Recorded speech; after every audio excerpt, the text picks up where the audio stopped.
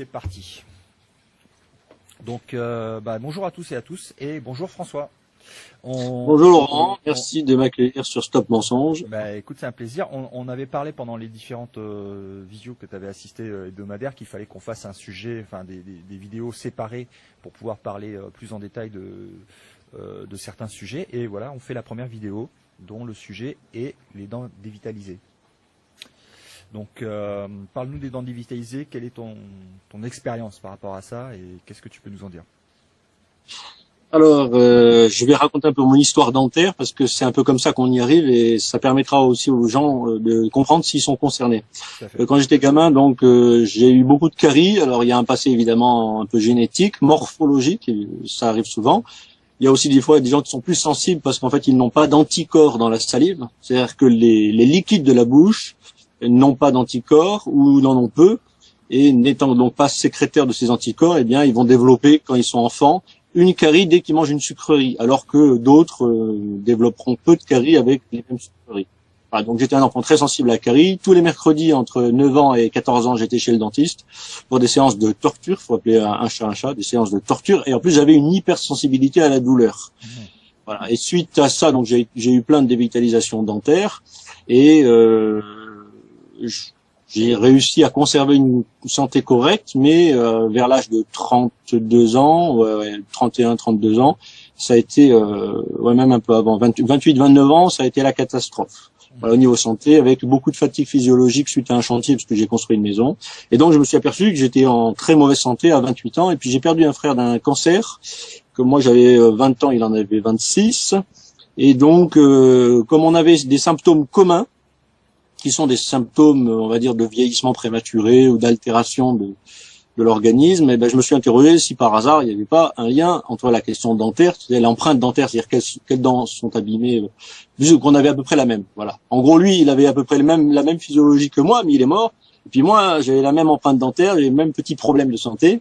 Et suite à des traitements dentaires, donc d'éradication de ce qu'on appelle les foyers infectieux bucco-dentaires, dont, entre autres, font partie les dents dévitalisées, eh bien, j'ai récupéré tout un tas de petits symptômes ont disparu. J'ai récupéré ma santé, ma forme, mais à un niveau qui est à la limite de ne pas être croyable quand je vais décrire un peu les phénomènes. D'accord. Voilà, donc, il y a, selon toi, une directe corrélation entre les dents dévitalisées et la fatigue, l'état de santé général. Oui, tout à fait. Alors, la chose est qu'il y a des cas particuliers, il y a des gens qui sont un peu plus sensibles et qui, des fois, quand ils sont jeunes, justement, vont développer plus de caries que d'autres. Donc, quand ils auront plus de dévitalisation, ils auront plus de toxines fabriquées par les bactéries qui travaillent systématiquement dans les dents dévitalisées. Il faut savoir que le problème des dents dévitalisées, il date pas d'hier, il date depuis Weston Price, qui a eu un doute sur l'innocuité de la dévitalisation. Alors, Weston Price. Est-ce que c'est le fait d'avoir des plombages en amalgame qui génère un mauvais état de santé, ou c'est la dent elle-même dévitalisée, peu importe ce que tu mets Alors, voilà, c'est très différent de parler des amalgames en tant que, tu sais, métaux lourds qui vont se déverser dans l'organisme pendant surtout les 5 ou 10 premières années. Après, ils déversent très peu. Donc, des fois, c'est pas toujours pertinent de les enlever tardivement par rapport à la dose au moment de l'extraction. Ça, c'est un autre sujet. Mais sur les dents dévitalisées, c'est le fait que quand tu enlèves le nerf à l'intérieur d'une racine, tu vois, la dent, elle a sa partie extérieure, puis elle a sa chambre pulpaire. Et en fait, quand tu enlèves le nerf, tu dois, on va dire, boucher avec un matériau. Tu dois faire ce qu'on appelle une obturation. Et cette obturation, déjà, dans cette zone-là, elle est reconnue par le Conseil de l'Ordre des dentistes comme insatisfaisante dans 78% des cas et résultant de 22 causes. Donc tu as entre autres comme cause principale la rétractation au séchage du matériau qui fait que quand le matériau d'obturation se rétracte, il laisse un espace. Cet espace, évidemment, ce sera l'autoroute à bactéries. Alors quand je dis l'autoroute à bactéries, les mesures qui ont été faites avec des radiomarqueurs, c'est que si on met on va dire une bactérie radiomarquée dans un sens, c'est-à-dire dans la dent, au bout de 12 heures, tu la trouves dans le sang. Et si tu la mets dans le sang, au bout de 4 heures, tu peux la retrouver dans la dent. Donc je parle bien d'autoroute et de tunnels, si tu veux. Je parle, en fait, on est vampirisé par tout un tas de bactéries. Mais alors, ça c'est connu au niveau colonique, mais c'est pas connu au niveau bucco-dentaire. Ouais, mais alors quelle est la solution quand on enlève une dent tu rebouches pas C'est quoi la solution? Alors, attends, d'abord, il faut bien décrire le problème, et là, je suis pas encore allé dans le détail. Ouais. Pour décrire et comprendre le problème, si tu veux, c'est que la médecine, elle a toujours enseigné qu'un organe mort doit être enlevé. Voilà. Et le problème, c'est que pour la dent, il y a une exception qui a été faite parce que en surface, quand tu regardes une dent, c'est 90% minéral, c'est de l'émail. Tu vois, et puis on a tous eu un piano à la maison avec de l'ivoire. Donc pour nous, tout ce qui est, tu vois, de l'émail, de l'ivoire, ça pourrit pas.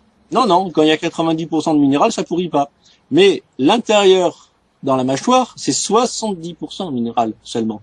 Et tout ce qui part sur le côté, ce sont en fait des tubes qu'on appelle les tubulures de la dentine, tubulures dentinaires, et qui sont innervés avec des microfibres nerveuses qui évidemment n'ont pas la moindre gaine.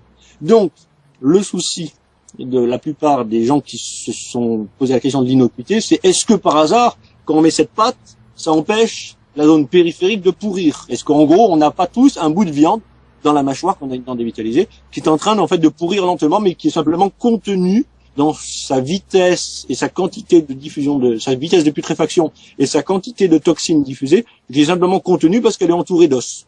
Donc en gros, voilà, est-ce qu'on aurait le droit de te mettre une matière organique à 30%, c'est-à-dire en gros une matière organique, hein, voilà, et on te la mettrait dans l'os, on referme avec du cartilage et puis on dirait c'est bon, vous pouvez garder ça.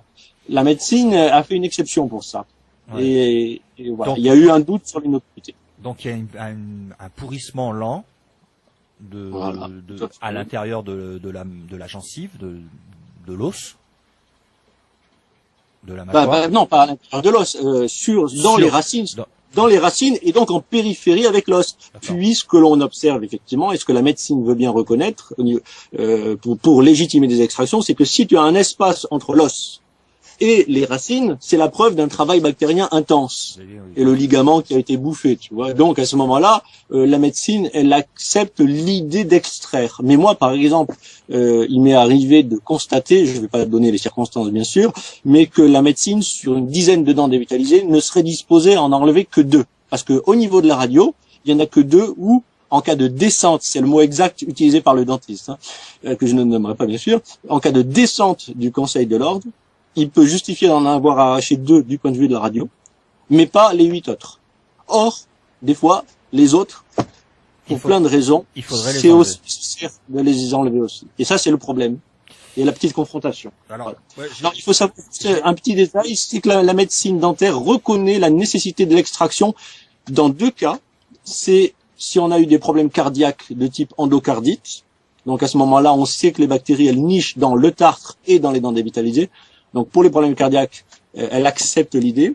Et en cas de cancer avancé, maintenant, il y a plein de pays qui le pratiquent, notamment l'Italie, l'Allemagne, la Suisse, dans certaines cliniques. Donc les gens qui sont au stade avancé d'un cancer, toutes les dents dévitalisées, au revoir, et on gratte et on nettoie l'os. Voilà. Mais ça, c'est pas encore systématisé, mais c'est largement accepté.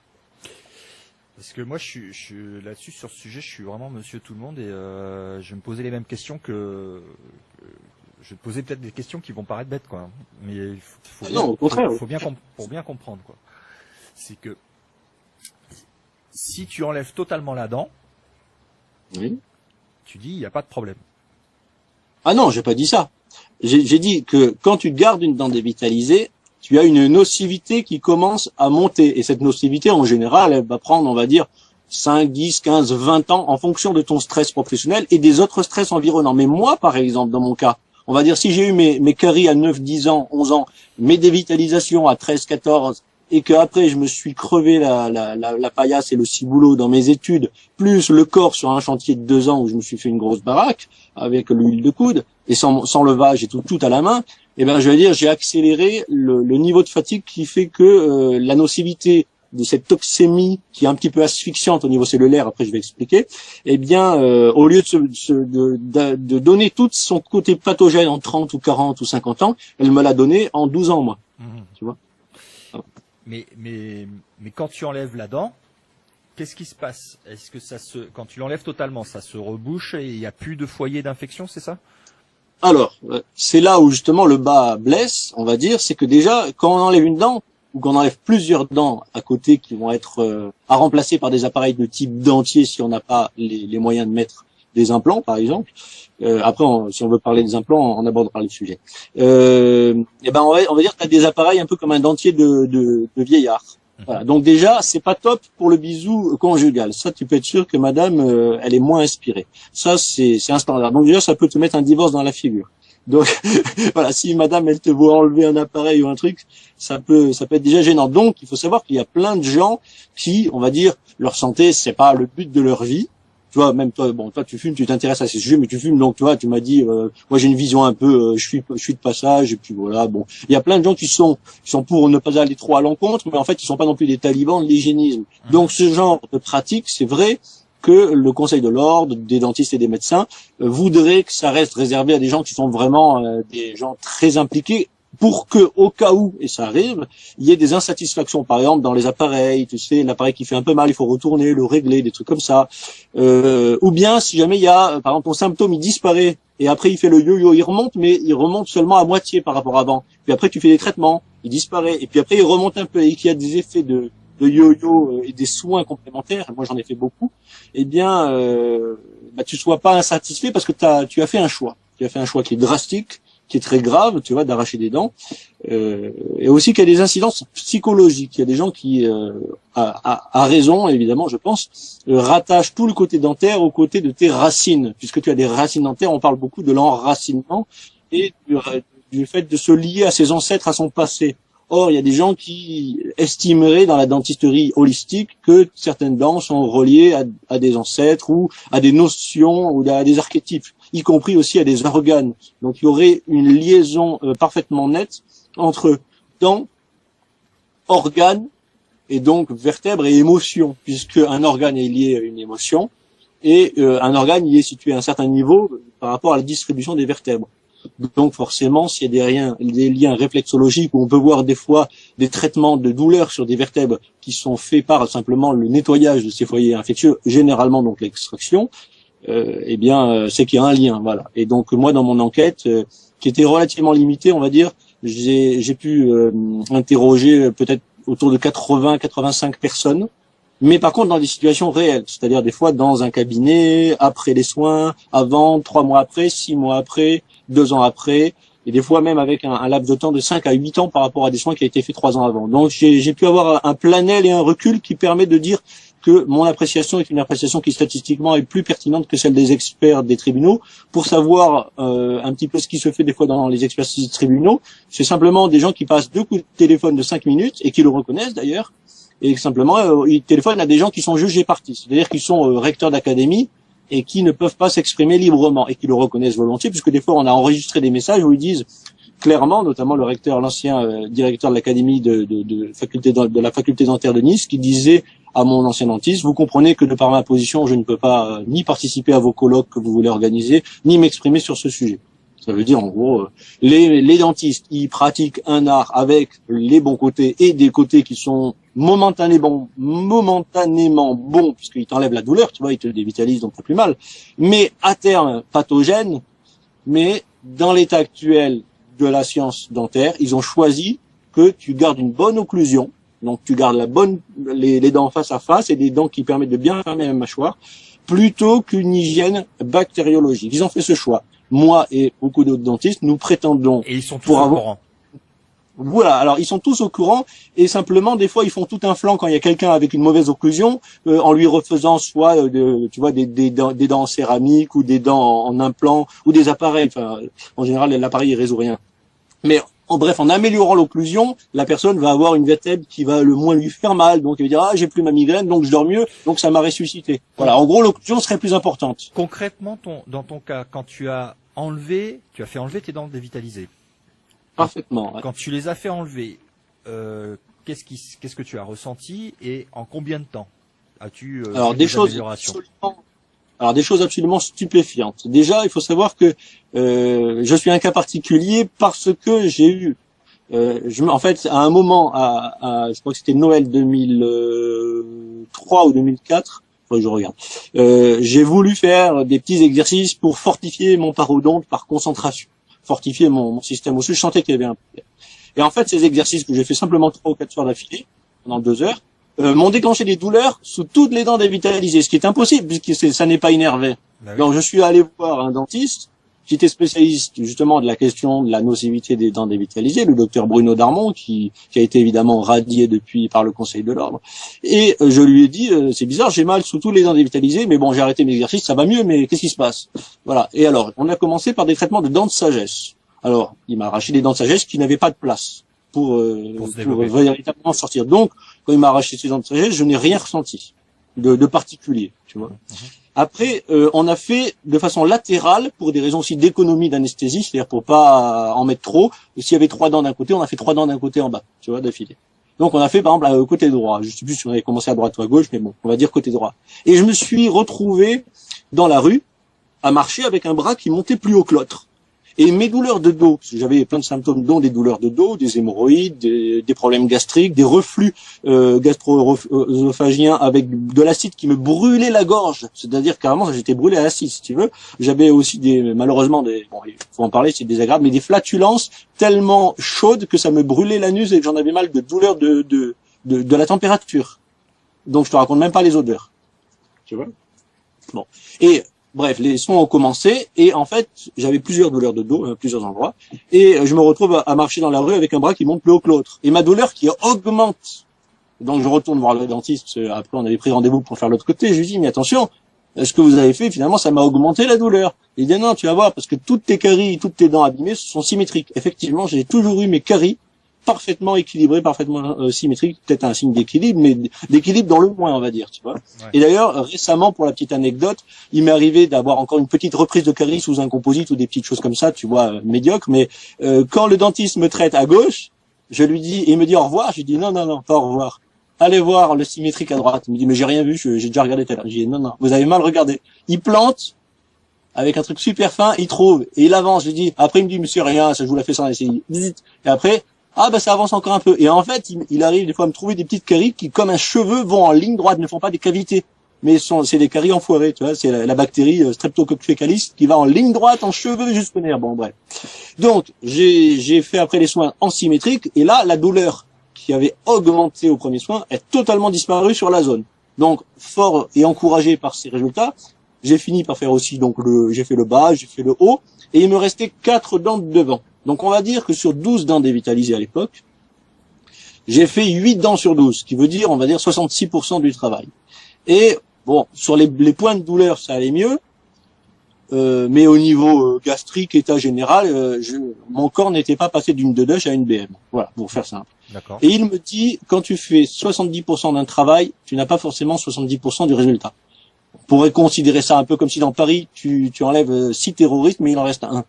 Le commerce, si tu veux, il marche pas à 70% s'il en reste un. Il faut qu'il y en ait 0 à un moment donné, tu vois. Donc c'est pareil au niveau des échanges. Après, je parlerai un peu de la nocivité des toxines elles-mêmes. Et donc, j'ai fait les 4 dernières qui sont les 4 hautes, là, les 4 incisives du haut. Donc ça m'embêtait aussi parce que je venais de les refaire en normal. C'est-à-dire avec, tu sais, reprise d'obturation canalaire par le professeur de la faculté de Nice, qui est le docteur Baudouin. Et donc là, c'était fait par le pro de la fac. Il m'avait fait les radios, ouais, il y en a certaines qui sont pas belles, des obturations, je vais te les refaire et je te remets des céramiques. 28 000 francs à l'époque pour le travail. Et donc, mettre 3 ou 4 ans après ça à la poubelle, tu sais, arracher pour 10 000 euros de matériel et foutre tout ça à la poubelle, ça fait quand même, tu réfléchis quand même. Voilà, donc là, 28 000 francs, hop, allez, on prend la décision, c'est bon, c'est parti, on y va, clic, 2 anesthésies, on arrache tout.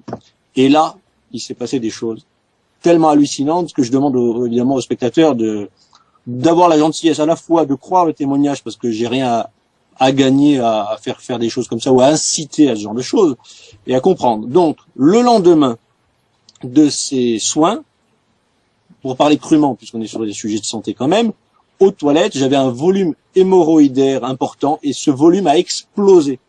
Donc c'était de l'ordre, on va dire, d'une petite tomate cerise ou un peu plus gros, qu'on va dire 2-3 petites tomates cerises petites, voilà, un volume hémorroïdaire. Il a totalement explosé, j'ai cru que j'avais une fistule anale.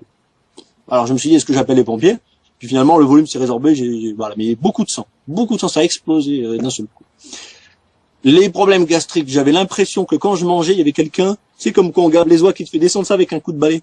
C'est-à-dire, il y avait une aspiration intestinale. Et je précise qu'à l'époque, pour 1m82, je faisais seulement 62 kilos. Donc j'avais un IMC, un indice de masse corporelle, dangereux, puisque j'étais en dessous des 19. Voilà. 6 mois après, même pas 4 mois après les traitements dentaires, j'ai retrouvé un indice de masse corporelle parfait, c'est-à-dire le 22,5. Voilà. Le théorique, hein, celui qui est en bas de la courbe de risque, on va dire. Et en termes aussi de symptômes, j'ai eu un truc incroyable, c'est que ma colonne vertébrale, tu sais, des fois quand tu as mal au dos, tu fais de la pioche, de la brouette, tu te suspends. Comme ça, tu t'étires un peu, tu suspends une porte, tu te mets un truc. Et moi, je faisais ça sans arrêt parce que j'avais mal au dos. Je me levais la nuit pour faire de la gym. Je me levais la nuit, je remuais dans le lit. Donc imagine au niveau conjugal, c'est pas pratique. Hein. Tu vois, c'est dérangeant. Et puis l'autre, il comprend pas parce qu'il a pas mal au dos. Donc, enfin, elle.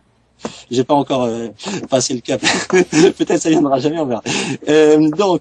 Voilà, donc j'avais vraiment mal au dos. Et là, tout d'un coup, j'ai eu des douleurs assez fortes, intermittentes quand même, mais assez fortes, de dos, mais qui étaient à l'étirement. C'est-à-dire, j'avais l'impression que quelqu'un me tirait par la tête et m'étirait le dos. Comme si on me tirait pour grandir, tu vois. Et je comprenais pas, ça a duré 3 semaines de douleurs de dos. Et en même temps, quand je marchais, j'avais des bruits qui étaient aussi forts que des claquements comme ça. Donc imagine, tu marches et tu as des bruits. Voilà. Et avec les coudes. Hein. Mais là, je comprends pas. C'est que Alors, je vais expliquer. Tous les symptômes que tu décris, c'est arrivé après l'extraction des... Oui, mais pendant 3 semaines. Et après, tout a disparu. Alors, je t'explique. Il semblerait que 35% des Français ont la maladie qu'on appelle la maladie de Paget, qui se caractérise par des dépôts de minéraux périarticulaires, c'est autour des articulations. Et moi, j'avais ça notamment, par exemple, sur le coude, si tu veux, je pouvais pas, tu vas me dire, c'est pas grave, mais si, quand même, je pouvais pas ouvrir mon coude à 180 degrés. Là, maintenant, je peux, tu vois. Mais avant, j'étais comme ça. Il me manquait 10 degrés, on va dire, tu vois, 10 degrés. Eh bien, suite aux ces 3 semaines de craquement osseux au niveau des coudes, des épaules, des genoux, de partout, eh bien, j'ai récupéré au niveau osseux cette amplitude, mais aussi mes douleurs de dos sont parties. Et aussi un truc qui est absolument flagrant, c'est avant les poumons pleins. Bon, je faisais 62 kilos. Les poumons pleins en piscine, je coulais à pic. Maintenant, et 4 mois après, les poumons vides, je flottais. Donc, si tu veux, il y avait un transfert de la masse osseuse externe de dépôt qui s'est éliminé dans le flux sanguin et qui a fait des craquements et des petits bruits, des trucs comme ça, tu vois, mais des bruits quand même forts. Et une fois que ce dépôt est parti, eh bien, le rapport à la masse osseuse n'était pas le même, d'où le fait que je flottais. Avant, j'avais trop d'os ou de minéraux, mais qui n'étaient pas aux bons endroits, qui étaient en floculation, du tartre, on va dire.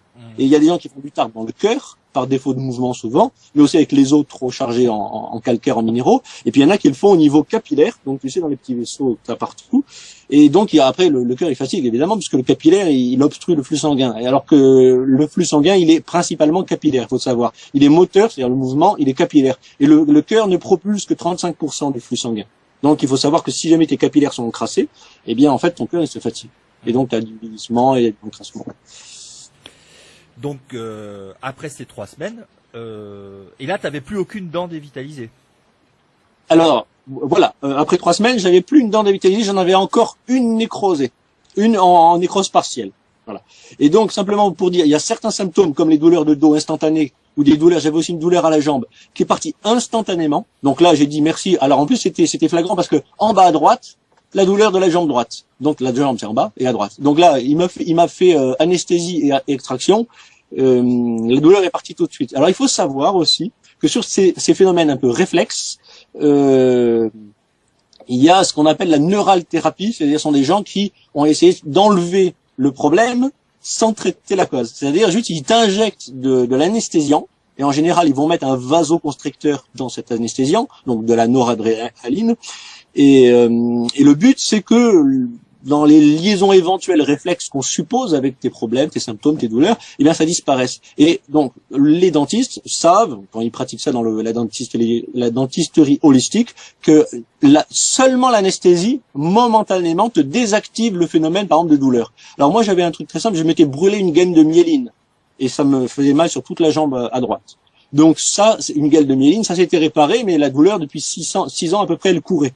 Donc, elle pouvait pas disparaître comme ça. Et la preuve, je pouvais pas rester assis ne serait-ce qu'une demi-heure. T'imagines pour un pianiste ne pas rester assis une demi-heure? Un musicien d'orchestre qui doit rester assis, tu vois, c'est vachement gênant. Parce que professionnellement, je suis tout le temps assis 10 heures par jour. Donc, il fallait absolument que je trouve une solution par rapport à ça. Et même mes repas, je les prenais debout à l'époque. Donc, sinon, ça va changer la vie, quoi. Et qu'est-ce que une fois que t'as tes dents dévitalisées qui sont enlevées, est-ce que tu peux, parce que c'est embêtant, est-ce que tu peux les remplacer par des implants ou est-ce que c'est... Alors, il y a là-dessus, là-dessus, il y a plusieurs théories. Il y a des gens qui, si tu veux, pour ne pas accuser la dentisterie de l'ancienne école d'être, on va dire, pathogène dans son fonctionnement, ça rend quand même aussi d'excellents services, évidemment. Tu vois, faut pas non plus trop les critiquer, mais ils ont un des systèmes, une de leurs techniques qui est quand même dangereuse, à terme, et peut-être source de cancer. Bon, donc il y en a beaucoup qui se sont mis à l'implantologie. Voilà, c'est-à-dire en gros, ils ont considéré qu'ils ne feront pas de dévitalisation et ils vont faire que de l'implantologie. Et donc la plupart du temps, ils vont inciter, mais tu peux pas forcer les gens non plus. Et donc c'est là aussi où il faut être dans le respect de la liberté, c'est que le type qui a pas d'argent ou qui a pas envie de mettre son argent sur des implants ou sur des céramiques, et ben juste quand il a mal à dents et que c'est allé jusqu'à la chambre pulpaire, la carie, le mec il enlève, il la dévitalise. Et il bourre avec de la résine, il te fait un petit coffrage à 2 balles, et le coffrage, tous les 4 ou 5 ans, il faut le remplacer parce qu'il sera tombé, mais la résine, elle vaut rien, et puis voilà. Et ce que j'avais, c'était moche, on les voyait, tu vois, j'avais des trucs super moches. Donc moi, ce que j'ai fait, après, je suis passé au dentier, le bon dentier de vieux, mais mon corps est passé d'un état, on va dire, très très fatigué, très usé, à quelque chose qui, maintenant, fonctionne parfaitement. Et que j'ignorais que ça existait, en fait. Tu vois ce que je veux dire, j'ai une meilleure santé à 41 ans que quand j'avais 10 ans. C'est ça qui me fait mal au cœur. J'ai passé ma jeunesse dans un enfer de santé, quoi. J'ignorais. Mais d'un point de vue santé, si tu mets des implants, ça crée pas de problème. Alors, il y a des gens qui considèrent que le métal c'est pas top et que si on peut mettre des vis en zirconium, donc qui est une sorte de céramique super dure, du zircon ou zirconium, eh ben c'est mieux de ne pas être sur un véritable métal, parce que la plupart en général c'est des vis en titane. C'est des vis en titane, ouais. Voilà, il y en a qui considèrent. Alors, il y a plusieurs problèmes au métallisme bucco-dentaire. C'est le métallisme direct en contact avec la salive, puisqu'il peut y avoir des effets de flux électrique, tu vois. Et puis aussi le métallisme radio. C'est-à-dire que là, en ce moment, par exemple, mon appareil il a souvent cassé, puisqu'il a un faux palais intégral. Donc moi, j'ai des dents là-haut qui sont artificielles en plastique, et j'ai un faux palais. Et ce faux palais, il a cassé, même s'il est en résine, il a cassé tellement de fois que dernière fois, on en a eu marre avec le prothésiste et on a mis une grille de métal. Donc j'ai quand même une grille de métal dans la bouche. Et au niveau des ondes radio, c'est peut-être pas top. C'est pas top. Mais ceci dit, oui, mais on s'en fout parce que la différence par rapport à la toxicité des toxines des dents dévitalisées produites par les bactéries dans les dents dévitalisées, ça n'a rien à voir. Alors c'est là où il faut quand même repréciser quel est le niveau de toxicité. Les bactéries, en fait, c'est pas les bactéries le danger, c'est les déchets produits par les bactéries. Les bactéries, elles font leur boulot, elles font probablement, et ça on le verra avec l'histoire du système Koch, elles vont dire, il y a des phénomènes de négantropie, donc de construction du vivant et d'entretien du vivant avec des vortex en général qui sont horaires, dans le sens horaire en avançant, d'accord. Et il y a des fois des bactéries dans la nature qui sont là pour digérer les cadavres. Et donc ces bactéries vont créer une sorte de trou noir ou vont fonctionner à l'envers. C'est-à-dire qu'elles vont faire probablement au niveau énergétique des vortex dans le sens anti-horaire. Et elles vont s'opposer au mécanisme d'assemblage et d'association puisqu'elles sont là pour désassembler et défaire des liaisons à la fois moléculaires, tu vois, macromoléculaires et moléculaires. Et donc, elles produisent des déchets, parce qu'elles font du boulot, donc elles font caca, tu vois. Et ces déchets s'appellent quand même, de leur joli nom, putrine et cadavérine. Et ce qu'on s'est aperçu, qu'on a voulu voir en toxicologie, discipline d'ailleurs qui a été éradiquée en France volontairement, évidemment, quand on a voulu voir la nocivité de cette chose-là, et donc il y a un spécialiste qui s'appelle Boyd Halley, qui a parlé beaucoup de ça et qui a fait des travaux là-dessus, mais il n'y a pas que lui, il y en a plein qui ont testé, eh bien c'est que si on veut estimer la nocivité des toxines produites, déjà on va tuer toutes les bactéries pour être sûr qu'il n'y aura plus rien de vivant.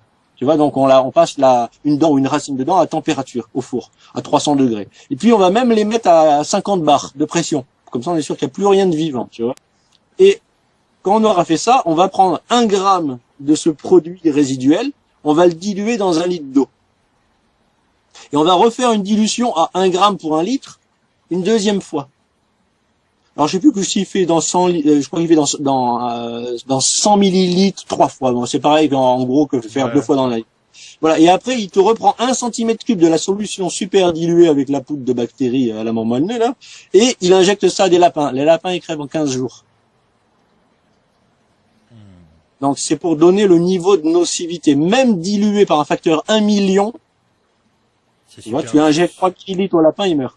en 15 jours. Donc, nous, on n'est pas des lapins. Nous, on tient le coup. Mais on tient le coup. On n'est pas rayonnant de santé. Donc, cette technique, elle est quand même problématique. Alors, avant aussi de dire du mal de la dévitalisation dentaire, qui est une solution momentanée, on va dire un cautère sur la jambe de bois, il faut quand même rappeler aussi le problème numéro 1, c'est le sucre. Et j'invite évidemment les auditeurs à se procurer le livre qui s'appelle Le mal du sucre de Daniel Starenkinge. Vous le trouvez sur Internet ou sur Amazon, je pense, peut-être en occasion s'il est plus réédité. Alors, il y a deux choses qui sont majeures pour la compréhension à la fois de la santé et des implications sociétales. C'est le sucre blanc fait 60 fois plus de caries que le sucre complet qu'on trouve dans le miel, le sirop d'érable, ou le sucre complet qui est totalement marron, pas le sucre brun, vraiment le sucre complet d'appellation complet, voire même des fois intégral. Donc, par la présence de minéraux, il y a des effets antibactériens, et on connaît bien les effets évidemment antibactériens, cuivre, or, argent, zinc, et choses comme ça. Il y a un autre élément aussi, c'est qu'en fait, ça ce sont les travaux en fait d'un pédiatre suisse qui était à La Chaux-de-Fonds en Suisse, et il s'appelle, par le plus grand des hasards qui n'existerait pas bien sûr, le docteur Béguin, parce qu'en France t'as le sucre Béguin, c'est Béguin-Seille. Et en fait, il s'appelait le docteur Béguin, et lui pendant la guerre 40, il avait des gamins à son cabinet, et puis tout d'un coup, ils avaient plus de caries. Alors, il comprenait pas. Tu vois, il est au chômage, le pauvre. Alors, qu'est-ce qu'il fait? Il fait, tu sais, quand un mec peut plus exercer son métier, il exerce le métier d'essayer de comprendre pourquoi il peut plus exercer son métier. C'est bien, hein, le politicien devrait faire pareil. Il devrait aller dans des pays où il n'y a pas besoin d'eux pour comprendre comment on fait pour se passer d'eux. Parce que nous, on va finir par faire le ménage de cette façon-là. Tant que possible. Et bref, il a compris que ces gens-là, en fait, ils n'avaient plus accès au sucre blanc et au pain blanc. Mais ils avaient le pain bis et ils avaient d'autres types de sucreries, mais qui étaient éventuellement des sucres complets. Donc, il s'est dit, je vais essayer de me procurer ces fameux sucres qu'on trouve en Inde, le rapadura, les trucs comme ça, tu vois, ou qu'on trouve je sais plus, au Brésil ou au Paraguay, tu vois, le sucre du Paraguay. Il a réussi à se procurer ces sucres. Et après, il a fait des expériences pendant 2 ans. Il a suivi, je sais plus combien, quelque chose comme 5000 ou 6000 enfants, et il a établi qu'en gros, le taux de carie des enfants qui consomment toujours du sucre blanc quand ils prennent des sucreries est à peu près 60 fois supérieur à celui des enfants qui consomment tout le temps, quand ils consomment des sucreries, du sucre complet. Alors le taux exact, c'était 20% contre 0,3. Donc 20% de dents carriées chez ceux qui consomment du sucre blanc et du pain blanc tout le temps, et ceux qui étaient tout le temps au sucre complet, on était à 0,3%. Et après, il a fait aussi la comparaison sur la prophylaxie et sur le fluor. Et il voyait que le fluor divisait momentanément, rappelons-le, les caries par 2. Donc le fluor, c'est pas mal pour l'adolescence. Mais comme on sait que ça rend un petit peu zinzin et que c'est même interdit maintenant dans certains pays, à cause du fait que ça rend débile, ou quoi que c'est favorisé dans d'autres, on va dire, ça dépend des pays. Eh bien, évidemment, il vaut mieux adopter la solution qui fait 60 fois moins de caries que la solution qui fait 2 fois moins de caries pendant les 12 années suivantes, tu vois. Parce qu'après, le fluor, si tu veux, il rend les dents plus fragiles au choc thermique. Et les chocs thermiques, à terme, font qu'il y a quand même des fissures, des infiltrations dans l'émail. Et à terme, avec les attaques acides, des sodas, des trucs comme ça, finalement, ça finit par faire des caries avant 40 ans. Donc, en gros, le bénéfice qu'on gagne avant, des fois, il est un petit peu rattrapé avec la notion du fluor. Aussi, pour parler aussi d'un élément fondamental qui est dans mon petit fascicule, donc les dents dévitalisées aux éditions ABE, que l'on peut trouver sur mon site meilleursanté.fr. Il y a un élément qu'il faut comprendre dans la dent. Tout est liquide et tout est plasma, justement, comme le dit Kesh. Et donc, ça veut dire que la dent, si tu veux, elle va capter des choses par en dessous. Donc, les racines, il y en a une ou deux, elles vont capter du flux sanguin.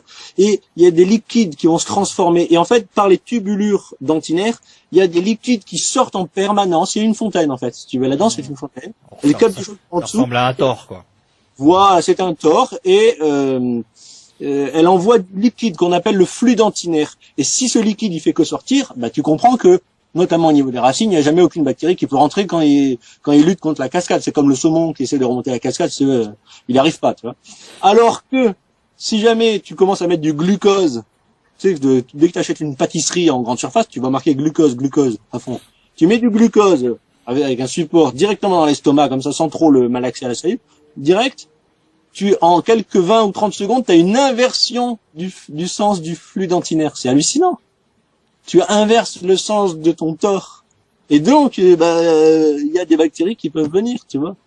Bon, après, la compréhension du phénomène bactérien est un peu plus large aussi parce que le docteur Montin, alors quand j'ai fait aussi cette enquête, j'ai appelé pas mal de dentistes qui travaillent dans le domaine et qui avaient tous pour des raisons aussi, on peut pas s'occuper de tout, des expériences assez partielles où des fois je me suis très vite aperçu de leurs limites. Je pourrais les citer, mais c'est pas une critique négative. C'est qu'ils ont fait leur truc, ils ont fait leurs bouquins. Montin, il a fait des bouquins sur les groupes sanguins, sur différents trucs. Lui, il est médecin en plus, docteur Montin. Gauthier, il a fait les dents lumière. Il s'est intéressé à des aspects un peu plus psychologiques, généalogie, tu sais, les archétypes, les liaisons mentales entre les dents et les racines. Pareil pour Estelle, je sais plus comment. Bon, bref, il y a une dentiste qui s'intéresse beaucoup à l'énergétique et qui a récemment un petit peu publié là-dessus aussi. Bref, j'étais parti sur le côté très sectorialisé. En fait, ils n'ont pas une vue d'ensemble la plupart des dentistes. Ils se spécialisent dans un domaine. Voilà, ils se spécialisent et puis après, si tu veux, ils peuvent te dire, et je l'ai entendu. Moi, j'ai essayé sur 2 patients, ça a rien donné, j'ai laissé tomber. Alors, il faut savoir, voilà, du Dixit, docteur Montin. Voilà. Et docteur Gauthier, pareil. Bon, alors c'est très bien ce qu'ils ont fait, mais dans leur domaine, tu vois. Montin, il s'est battu sur la question du mercure, les amalgames. Donc c'est pour ça qu'il s'est réfugié en Belgique aussi. Et il a été radié, bien sûr, comme il se doit, par le Conseil de l'ordre. Alors c'est marrant parce que Montin, c'est quand même un type qui est médecin plus dentiste. Donc c'est quand même l'élite, on va dire, tu vois. Il est radié. Et Darmon, mon dentiste, il était major de promo devant plusieurs milliers d'étudiants, tu vois, en première année. Donc, il aurait pu choisir de faire autre chose, un truc plus rentable, mais il a voulu être tranquille et pas faire généraliste, faire juste les dents. Parce qu'en fait, il espérait, tu sais, c'est un peu la mentalité des médecins, il espérait échapper au fait de gérer tout le problème du patient en faisant juste de la dent.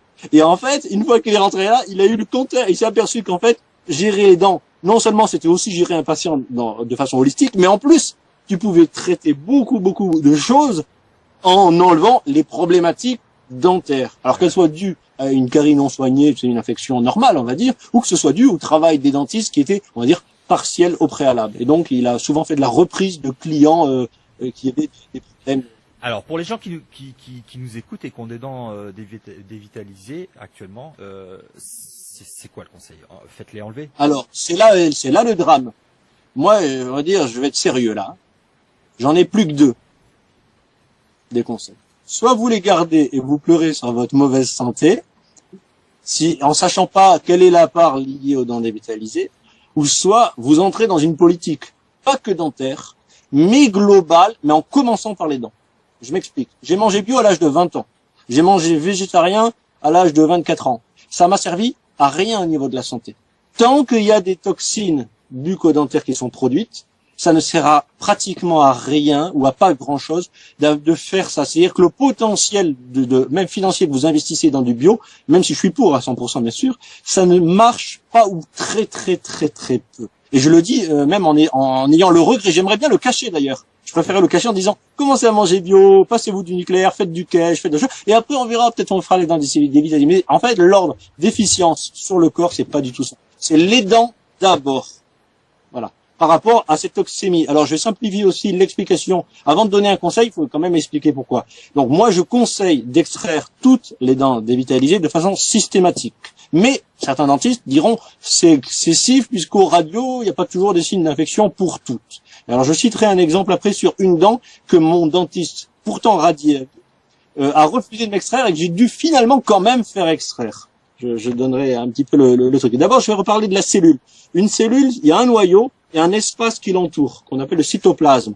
Et en fait, autant il y a des différences électriques entre le milieu intercytoplasmique et le milieu extracellulaire, donc ils sont de l'ordre de 100 millivolts, autant cet espace, il est dû aussi au fait qu'il y a une distance entre la membrane et le noyau. Donc en gros, si jamais le noyau grossissait, parce que impossibilité de sortir les déchets, donc on les stocke dans le noyau, eh bien, il y aurait un rétrécissement de l'espace. Donc, comme dans tout phénomène de condensateur, évidemment, il n'y a pas de possibilité d'avoir de la charge si les 2 plaques se rapprochent. Il y a des étincelles. Évidemment, ça courgite. Donc, il faut un espace déterminé. Et il faut savoir qu'il y a plein de gens, même maigres, comme moi à l'époque, qui ont des cellules obèses. C'est-à-dire des cellules qui, en fait, le noyau a grossi, a stocké plein de déchets, et les 100 millivolts de potence de différence de potentiel extérieur et l'intérieur, ils sont plus présents.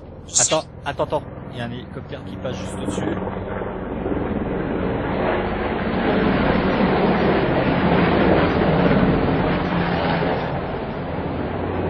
Quatre hélicoptères de l'armée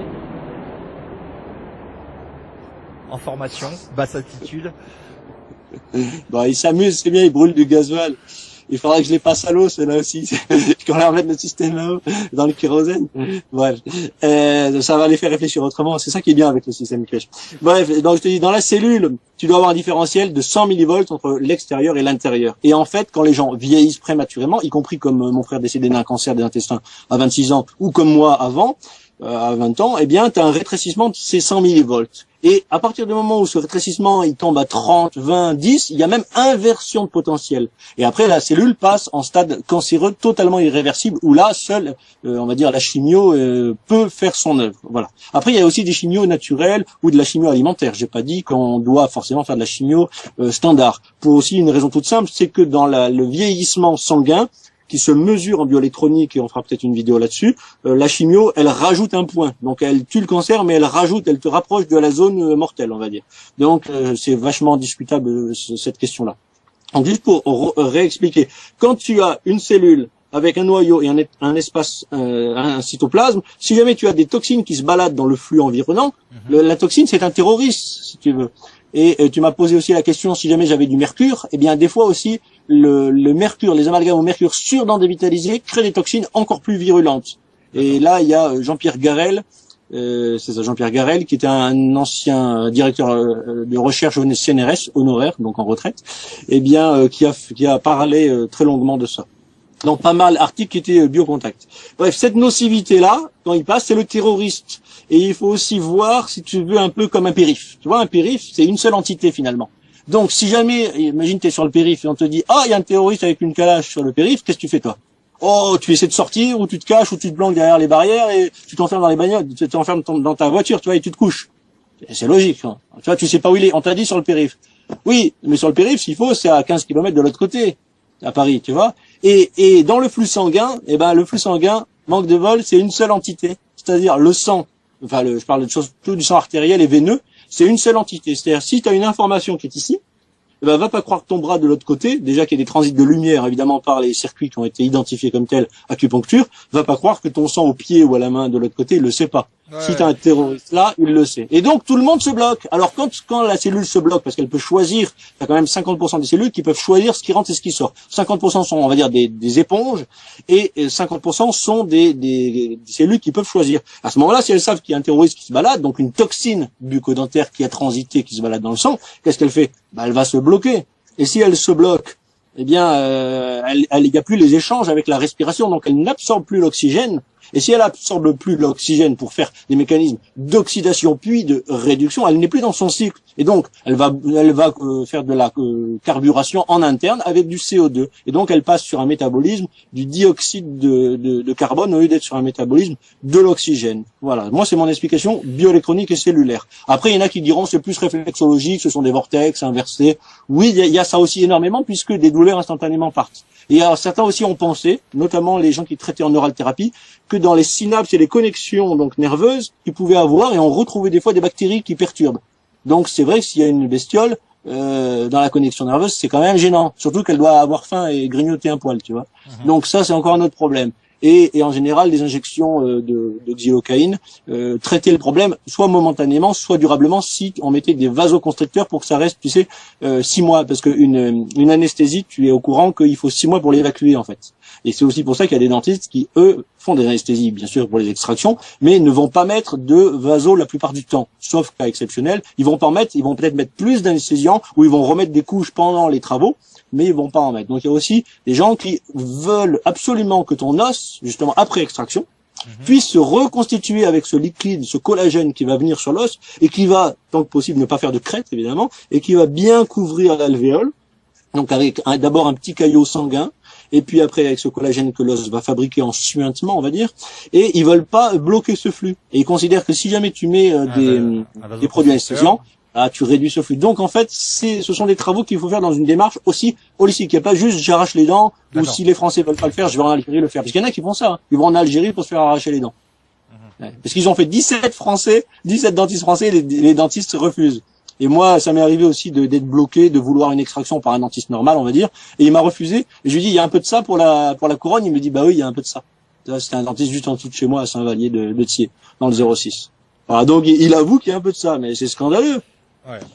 Ouais, c'est scandaleux. Et en plus, j'avais mal, hein, en l'occurrence. Et donc Donc, voilà. Moi, je recommande de faire des soins complets. Voilà, donc enlever les amalgames s'ils sont récents, qui sont non, attends. Les amalgames, il faut en parler dans quelque chose de séparé parce qu'il y a le problème des vapeurs. Alors, ne parlons pas des amalgames. D'accord, donc on parle des dents dévitalisées. Enlever les dents dévitalisées. Est-ce que il faut le faire que si on a d'autres problèmes de santé et que éventuellement c'est lié, ou si on est en très bonne santé, est-ce qu'on a besoin de faire enlever une dent dévitalisée? Alors, je vais répondre à deux niveaux. Il y a d'abord le problème de la satisfaction. Donc le problème, c'est que des fois les gens ils savent pas mesurer leur santé en fait. Ils ont pas les outils, ils ont pas l'habitude de s'auto-manager. Donc ils peuvent pas dire si ils vont réellement mieux suite à des travaux ou pas. Là, il y aurait qu'une analyse à la fois sanguine, au niveau des matières, bien sûr, tu sais les niveaux de chaque composant, les anticorps, tout ça, et aussi bioélectronique, c'est-à-dire le niveau d'oxydation. Donc voir si tu t'es rapproché de la zone vitale ou si tu es près du cercueil. Donc il y a que ça qui pourrait le dire de façon certaine, au cas où la personne te dirait j'ai fait les travaux mais je sais pas trop. Donc déjà il y a le problème de la satisfaction. Alors que s'il y a un papier, tu te protèges avec le papier. C'est analyse bioélectronique, analyse des plaquettes, l'immunité, tout ça. Regardez, vous êtes un petit peu loin des normales, des bons niveaux. On a fait ça à la fois du point de vue matériel et du point de vue électronique. On vous a remis à peu près dans les zones moins pathogènes, statistiquement. Donc, ne venez pas vous plaindre si maintenant vous avez un dentier. Et c'est ça qu'il faut pouvoir produire. Et c'est pour ça que plein de dentistes font signer des décharges. Parce que si jamais ils retournent chez un ancien dentiste non holistique, non extractionniste de dents dévitalisées, l'ancien dentiste leur dira, et il aura raison dans sa logique à lui, bah, tout ça, c'est des fadaises, du style, qu'est-ce qui va, à 30 ans, vous enlever le cancer que vous aurez peut-être à 55. Qu'est-ce qu'il est fou, ce type? Oui, mais le cancer, c'est vrai que la personne ne l'aurait eu peut-être qu'à 53 ou 55. Oui, mais le truc, c'est que l'état d'oxydation qui précède ce cancer, avec tout ce que ça veut dire de cortège de fatigue, de mauvaise humeur, la petite migraine qui vient une fois par mois, plus la douleur de dos quand on est assis 1 heure, tu vois. Et tout ce cortège, plus les problèmes digestifs, voilà. Tout ce cortège-là, vivre 15 ans dans l'intervalle avec ça, si on peut en enlever ne serait-ce que 50%, c'est pour ça que la satisfaction, malheureusement, je dois le dire, tu ne peux bien l'avoir que si tu as déjà un peu morflé. Tu vois, c'est en gros si tu avais 10 problèmes et que tu en as 7 qui ont disparu, là tu peux dire j'ai pas fait une bêtise. J'ai pas fait une bêtise. Ouais. Et sinon tu as des doutes. Ok. Bah, alors, je pense que c'est clair. Je pense que juste ça va donner les informations pour les gens pour qu'ils puissent choisir ce qu'ils font et puis peut-être se poser surtout les bonnes questions par rapport à des états de santé qui peuvent penser ne pas être liés aux dents. Ils peuvent peut-être maintenant avoir l'idée de se poser la question. Oui, un point très important parce que la théorie des dents dévitalisées dans le côté thérapeutique de l'extraction, elle est très décriée pour 2 raisons et je vais les donner très simplement. Les gens qui arrachent la dent, quand l'os autour il a été abîmé et incrusté de bactéries, il faut le cureter en général sur 1 millimètre, je le précise. Et il y a des dentistes qui ne le font pas.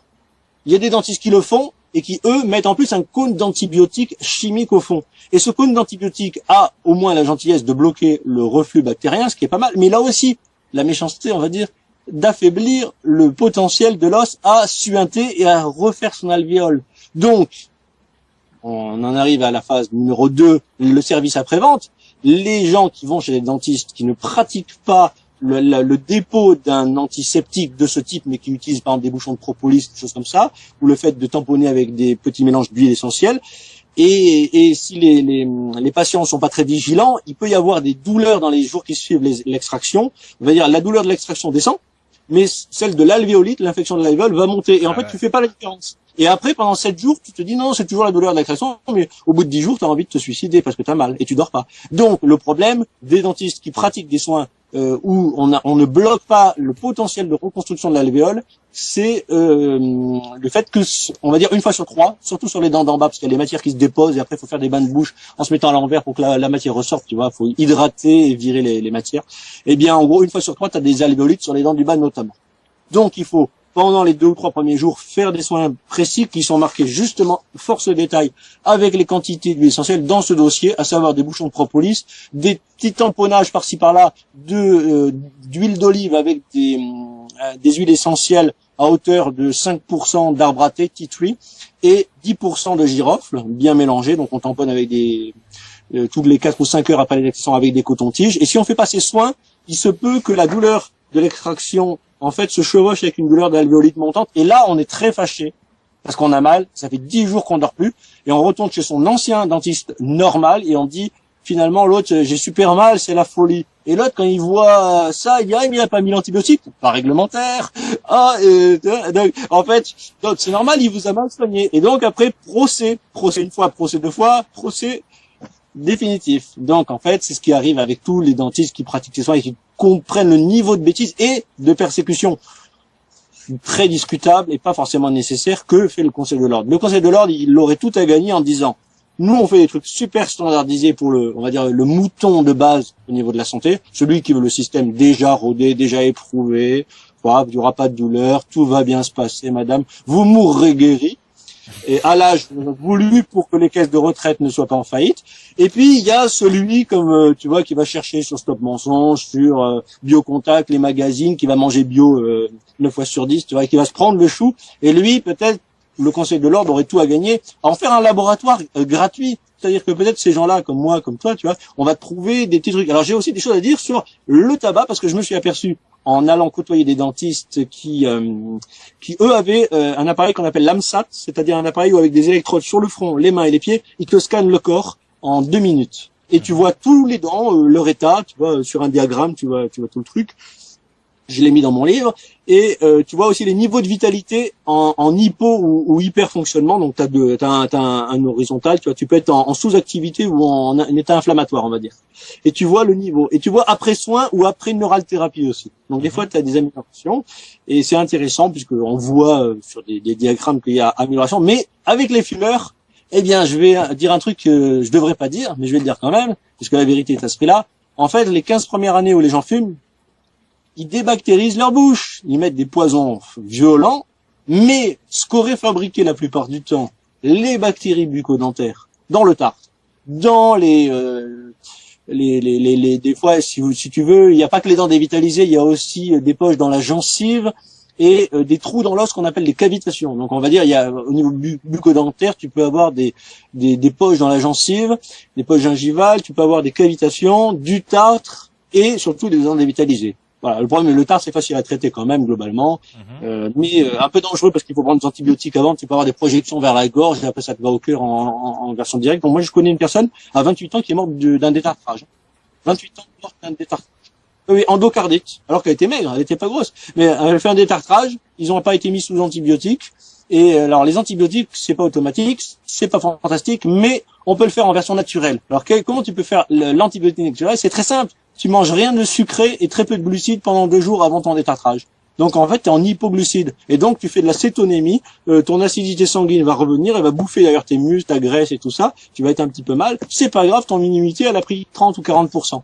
Et après, tu as la vitamine B17, qu'on retrouve évidemment dans les amandons d'abricot à l'intérieur des noyaux, qui, je le précise, parce que je l'ai entendu à la radio, ça, il faut toujours casser la coquille, hein. C'est comme une amande, hein. Parce que les hospitalisations à cause des gens qui les mangent comme ça, il y a un problème. C'est très amer, mais c'est très voilà, bon c'est pour très la santé. amer, c'est du cyanure alimentaire. Alors l'avantage d'un cyanure alimentaire, évidemment, c'est que la cellule ancienne, qui a plusieurs générations, voire des milliers, des millions d'années de fabrication, elle est pas bête, elle voit passer une grosse saleté, elle va se fermer, elle va pas la manger. Alors que la cellule cancéreuse récente, elle prend tout ce elle est récente, elle a pas de culture, on va dire, tu vois. Donc tout ce qui passe, c'est bon à prendre, et donc elle le bouffe et elle crève. Voilà. Donc il y a aussi des phénomènes anticancéreux avec la B17. Ouais. Voilà. Donc je On voulais en a simplement parlé dire. sur Stop Mensonge, c'est une très bonne thérapie contre le cancer.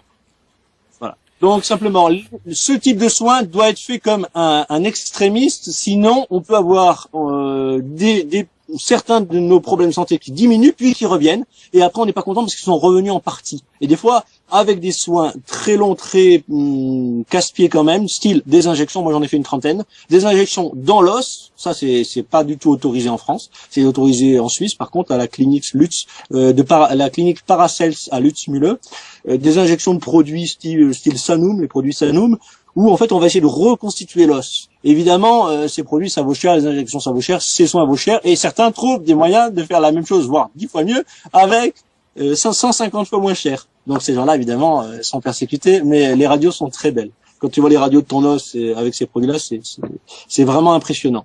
Et donc en gros, il faut pas avoir l'idée de faire ce type de travail sans vérifier en radio que ton os, quand il était fragile, qu'il était un peu creux, tu sais, un peu comme de la meringue creusée, qu'il va pas redevenir un peu dense. Et pour ça, il y a à la fois des produits à prendre en injection ou à suivre au niveau radio. Si ton os est parfait en radio, tu fais rien. Mais si jamais tu as des zones un peu creuses où avant les extractions, tu avais certaines dents et le bord de l'os qui était vraiment... on voyait que le bord de l'os était bouffé. C'est-à-dire que la bactérie, elle a pas bouffé le bord de l'os si elle a pas creusé des galeries partout. Tu vois ce que je veux dire? C'est pas pour faire juste une petite niche, c'est pour aller partout. Donc au final, tu dois partir sur l'optique que tu n'as atteint ton but, pas quand tu as extrait tes dents dévitalisées, mais quand tu as reconstitué radiologiquement, et là je rejoins le Conseil de l'Ordre, un os, un podonte propre. Mais le Conseil de l'Ordre, il va dire oui, mais vous avez tout faux, monsieur, parce que vous mettez des appareils de dentier, alors que vous savez très bien que la mastication, c'est ça qui vous amène de la force pour que votre os se reconstitue et votre os, il va partir. Et oui, inévitablement, du fait qu'il n'y a pas de mastication face à face avec une bonne occlusion, il y aura une perte de masse osseuse qui va se faire dans le temps. Mais cette perte peut être aussi compensée par des injections de plasma marin isotonique, comme le faisait le docteur Arteil, qui était d'ailleurs président du Conseil de l'Ordre dans son petit département. Donc lui, il avait pris la présidence pour faire les soins qu'il voulait, tu vois. Donc en fait, pour pas avoir d'ennui, il y a deux solutions. Soit tu te caches, soit tu deviens président du Conseil de l'Ordre. Il n'y a que ça. Tu vois. Alors, il avait fondé Podonte. Alors moi j'ai une question. Est-ce que tu peux enlever la dent dévitalisée, faire les soins pour la reconstruction de l'os? Ça dure à peu près combien de temps si tu fais les bons soins pour la reconstruction de l'os? Je veux dire que si tu veux pas te presser, il faut faire ça en souplesse sur 2-3 ans sur les zones nécessaires. Il faut pas être un extrémiste, mais il faut pas te dire je vais conclure sur le sujet avant que tu aies passé 2 ans. Parce que là ça sous-entend que tu vas rester 2-3 ans sans dents. Ah non, tu mets des appareils. Ah non, si tu veux pas mettre d'appareil, si tu veux attendre pour mettre un implant. Alors, attends. Si tu mets un implant, tu le prévois quand même dès le début, parce que tu ne vas pas, ce serait stupide de laisser de l'os revenir pour après refaire un trou de dent, si tu veux. Ah oui, d'accord. Donc tu mets l'implant, tu mets l'implant tout de suite après l'extraction alors. Alors, il faudrait demander à des implantologues comment ils font, quand ils font ce type de soins, dans quel délai. Mais disons, tu fais pas n'importe quoi. Tu vas pas extraire la dent, laisser le collagène, refaire de l'os et après essayer de le retrouver. Oui, parce que ma question, c'est quand tu fais, en fait, quand tu enlèves la dent et que tu veux mettre à la place un implant, si tu mets l'implant, t'as pas la place pour pouvoir effectuer tes soins. Tu peux plus faire tes soins. Ah non, tu te trompes parce que le volume pris par la vis d'un implant est très nettement supérieur au volume où tu devais en plus enlever le 1 mm d'os autour des racines. La racine, elle est quand même conique la plupart du temps, tu vois. Et donc, quand tu enlèves 1 mm, t'as pas encore la place de mettre une vis d'implant. Les vis d'implant, c'est encore plus gros. Donc, la plupart du temps, celui qui te met un implant, il te soigne sans s'en rendre compte même parce que il te vire tout l'os pourri, si tu veux. Et puis en plus, il doit se prendre dans du vrai dur. Il peut pas se prendre sur de l'os pourri. Donc la solution de l'implant, si tu enlèves le côté en plus effet radio de la vis en titane et que tu remplaces par une vis en céramique, c'est la solution idéale alors? C'est une solution qui a priori est idéale, mais alors je vais mettre deux mais. D'abord l'effet radio, moi pourtant je suis sensibilisé à cet aspect géobiologie puisque je m'y suis mis à bloc en 97-98, mais pour moi c'est tellement infinitésimal par rapport à la toxicité des toxines qui est produisent dans des vitalisés qu'on va même pas en parler. Mais c'est mieux a priori de pas avoir de métal dans la bouche, même pour les flux, le galvanisme bucco-dentaire. Bon, parce qu'après t'as toujours des fois des appareils avec des crochets. Donc si t'as un crochet en fer et du titane, du titane en dessous, tu peux quand même peut-être avoir des phénomènes galvaniques. Mais le souci il est pas tellement sur cet aspect métal ou ça, c'est que si tu veux quand on met une vis sur de l'os qui a été donc troué et travaillé, on espère et on attend avant de chapeauter l'implant, si ma mémoire est bonne, si tu veux, que l'os quand même se refasse un peu autour, et après on met la coiffe. Et après on vérifie 6 mois après ou 3 mois après que les radios, si tu veux, que l'os il colle à la vis. Or, ce que l'on trouve parfois chez une patiente, c'est qu'il y a 2 implants à côté, donc sur une zone en bas elle a fait 2 implants, et à la radio tu vois qu'une dent, l'os il a parfaitement repris, il colle à la vis, donc il y a très probablement aucun phénomène bactérien, c'est parfait. Et l'autre, il y a beaucoup d'espace et on comprend que l'os il arrive pas à repousser. Et là les gens savent pas trop pourquoi et donc quand ils enlèvent un, et ben des fois pour des raisons qui les regardent, ils vont enlever le deuxième parce qu'ils peuvent pas certifier que ils ont fait une bonne chose. Voilà. Alors, moi, ce que voilà. En gros, là, ça détruit, ça détruit juste l'idée que tu fais ton os et que tu fabriques ton dynamisme uniquement par la mastication. Parce que là, l'occlusion est parfaite. La personne, elle a mâché autant sur la dent d'à côté que la dent au-dessus. Et bizarrement, l'os a pas repoussé. Et c'est ce que aussi le docteur Montin m'a dit sur les caries.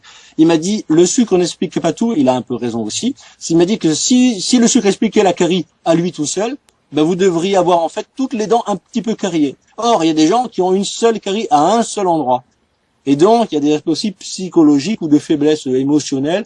Et dans le cycle de développement de la personne, il y a une fragilité sur une liaison dents, organes, vertèbres, émotions. Dans les deux sens de la bouche. En tout cas, cette discussion, elle rappelle et elle apprend pour ceux qui ne savent pas que il faut s'éduquer en matière de santé, que ce soit en dentisterie ou que ce soit en matière de médecine générale, pour ne pas aller comme un mouton chez son dentiste ou chez son médecin et qui nous fasse n'importe quoi, n'importe comment. Il faut exiger de la part du médecin d'avoir tel ou tel soin. Non, tu peux pas, je vais te dire, c'est très simple, parce qu'il risque son boulot, son job, il peut être radié. Donc, en fait, là, quand tu dis, ils font pas du tout n'importe quoi. Ils font un truc qui a été standardisé et dont les remboursements, d'ailleurs, sont prévus avec des critères. Donc, oui, mais si toi, tu veux être bien soigné, tu vas dire, voilà, je veux que ça soit fait comme ci, comme ça. Mais non, tu peux pas. T'es obligé d'aller dans des réseaux de dentistes qui se connaissent ou qui connaissent les problèmes et qui acceptent occasionnellement avec un papier comme quoi ils seront pas poursuivis si jamais il y a la douleur, l'alvéolite ou le truc, que peut-être ils vont te faire le soin quand même. Et encore, ils vont se protéger avec des radios. Ils vont faire 3-4 radios pour trouver la petite zone, si possible, et que si le conseil de l'ordre faisait une descente, ils puissent dire, regardez, là, sur la 3e radio, j'ai un petit espace. Il y avait des bactéries quand même, vous voyez. Donc, tu vois, ils vont essayer de se protéger, et ils ont raison, parce qu'ils veulent continuer à assurer leur mission et leur métier. Aussi pour les autres choses standards très utiles, les soins de carie, les soins standards, si tu veux, où ils font beaucoup de bien à la société, tu vois. Voilà. Après, il ferait encore plus de bien si, au lieu de mettre des bonbons à la sortie ou des petits trucs, comme j'avais vu des fois chez les dentistes, ils mettaient le panneau et le sucre rapadura avec une cuillère. S'ils mangent du sucre à la louche, ça vous fera rien, mais il faut qu'il soit black. Donc, le sucre blanc, c'est un truc de raciste, tu vois. À vouloir trop la pureté, en fait, tu te fais salir par les bactéries. Donc, c'était ça le light, sucre blanc, hein. Ouais, tu crois que si t'es pas mieux informé, tu peux pas dire voilà, j'aimerais bien avoir tel ou tel type de soins par rapport à mon cas. Tu peux pas. Non, et puis non, mais moi j'y suis allé en douleur avec 3 jours d'insomnie d'affilée. Je vais au dentiste en disant j'ai une nécrose dans. C'est sûr que quand il va c'est sûr que quand il va avec la douleur, de toute façon tu peux pas être regardant. T'as qu'une envie, c'est qu'il t'enlève la douleur. Après, s'il faut que tu fasses 4 dentistes pour trouver celui qui veut t'enlever la douleur de la façon dont toi tu veux, c'est pas possible. Tu tiens pas. Tu prends le premier qui passe et puis. Non, mais là tu prends à ce moment-là des comprimés antidouleurs momentanément, tu vois, en attendant de tenir le coup. Mais non, en fait, tu peux pas convertir quelqu'un à une idéologie. C'est exactement comme en énergétique avec le système cache. Si tu veux. En fait, tout le système, notamment électrique, qui a été conçu depuis Edison, toutes ces technologies sont des technologies de la contrainte. Quand tu montes dans ta voiture, tu retournes la clé et tu lui demandes pas s'il te plaît. On est d'accord? Si tu avais un cheval, tu le nourris, tu le brosses, tu veilles, tu fais venir le veto, et tu lui donnes une claque de temps en temps sur la cuisse en disant je suis ton copain, je t'aime bien et tu vas m'emmener à 40 km. Tu vois, c'est une autre approche. Donc quand tu pars sur la notion de respecter des processus vitaux à leurs différents niveaux, tu t'adaptes à une mentalité et tu ne peux pas transférer sur le logiciel où toi-même, avec ton bio, ton potager, ta maison bio, tes machins, ton gasoil à l'eau et tout ça, tu t'es déjà mis dans un truc, tu lui amènes tout ça, tu le satures en fait. C'est impossible. Même déjà l'histoire du sucre. Si en gros tu lui reproches à ton dentiste le bonbon qui traîne, déjà il va te prendre pour un taliban de l'hygiénisme.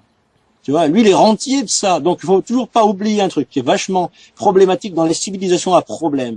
Tu as des civilisations qui se développent sur le mode je traite les problèmes et j'en suis très fier et fort.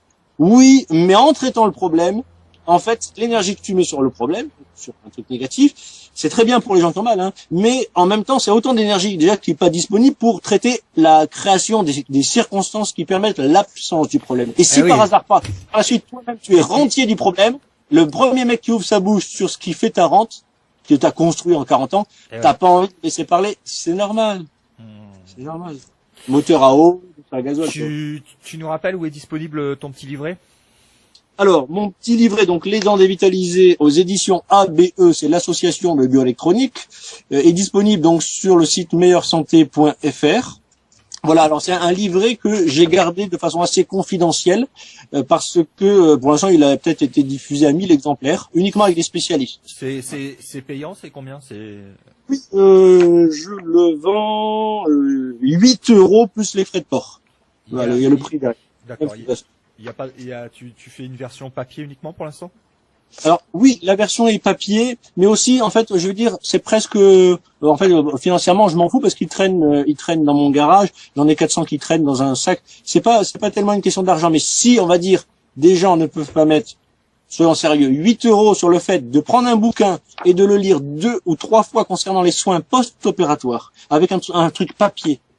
Tu vois, post-opératoire, comprendre la problématique et comprendre qu'ils sont coincés avec leur dentiste, à moins qu'ils le ramènent et que le dentiste soit d'accord avec une partie de ces choses-là, mais ça va être très très très difficile. Ils vont comprendre, en fait, la vision pédagogique, c'est que vous ne pouvez pas vous faire traiter par un dentiste standard. Vous êtes obligé d'aller chez un holistique, et en plus un holistique, vous y allez pour une petite carie ou pour un détartrage, vous lui demandez qu'est-ce que vous pensez de la théorie de la nocivité des dents dévitalisées. Vous allez chez un holistique en lui posant cette question pour un détartrage. Et un mois après, en fonction de la réponse, vous retournez pour des soins. Voilà. On a une liste quelque part des dentistes holistiques? Bien sûr, elle est là, parce que si elle était sur le papier, quoique non, elle est aussi sur un agenda, mais je vais pas en parler. C'est que si tu veux, elle ne peut pas ne pas être donnée de façon écrite, discrète. Et voilà. Pourquoi? Parce que ces gens-là se font radier. Ils se font radier, mais à vie. Et même quand ils gagnent des procès pour annuler leur radiation, ils sont re-radiés par derrière. Tu vois, ils sont épuisés par le système des tribunaux. Ouais.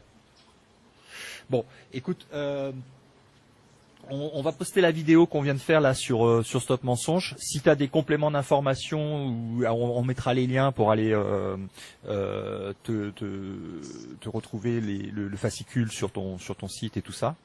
Si tu as d'autres J'ai un petit complément d'information qui est lié à ça, c'est qu'il y a des périodes où il semblerait que les anesthésies, d'abord elles marchent mieux. On va dire en gros, c'est après la pleine lune vers la lune noire. Donc c'est plutôt, on va dire, 5 à 10 jours après la pleine lune. Et c'est aussi l'après-midi par rapport au matin. Ça correspond au problème des phases acides. Les phases, on va dire, acides sur les liquides, qui sont le matin et qui sont en lune croissante en général, vers la pleine, vont attaquer plus facilement les anesthésiants qui auront moins d'efficience. Et il y a aussi des questions de nettoyage. Si on fait un travail qui est propice à un nettoyage organique, y compris une hydrothérapie du côlon par exemple, eh bien c'est toujours mieux de le faire dans une phase rein, et donc une phase qui va dans les jours qui précèdent la lune noire. Donc par exemple 4-5 jours avant la lune noire pour avoir un moment de nettoyage adapté au cycle naturel. D'accord. Voilà. Ça a été prouvé en bioélectronique et c'est aussi l'Ayurveda qui est totalement concordant avec ça. Voilà. Okay. Bah écoute François, je te remercie et puis on se revoit pour un autre sujet dans une autre vidéo bientôt. Avec plaisir, et donc je me tiens à la disposition s'il y a des questions d'adresse discrète, donc donner des informations de façon discrète, c'est-à-dire courrier, papier avec adresse, et une origine qui puisse pas certifier, qui puisse pas, voilà, c'est-à-dire un renvoi de téléphone, on contacte, et voilà. Et plutôt dans le 06 et dans le 83 ou dans le 04 pour moi, pour ma partie, parce que malheureusement, et il faut savoir que mon dentiste traitait des gens qui venaient des fois même des États-Unis et de l'Europe entière, c'est que des gens qui ont pris le risque qu'a pris le docteur Darmon et d'autres qui sont parfaitement identifiés par le Conseil de l'Ordre, mais que je ne nommerai pas, et ben en fait il y en a que sur la Côte d'Azur parce que ça suivait, on va dire, le dentiste qui s'appelait Davo Koubi et qui a fait le livre La santé dans votre bouche et qui a essaimé un petit peu, c'est-à-dire qu'il a diffusé un petit peu sa théorie. Certains l'ont pris au sérieux puisqu'il avait des résultats thérapeutiques intéressants et au final donc ça a fait, on va dire, un petit réseau de gens qui connaissent la réalité du problème et qui en tiennent compte. Et ils font ce qu'ils peuvent pour garder quand même leur boulot tant qu'ils peuvent. Ça marche. Merci beaucoup François. À bientôt. Plaisir Laurent.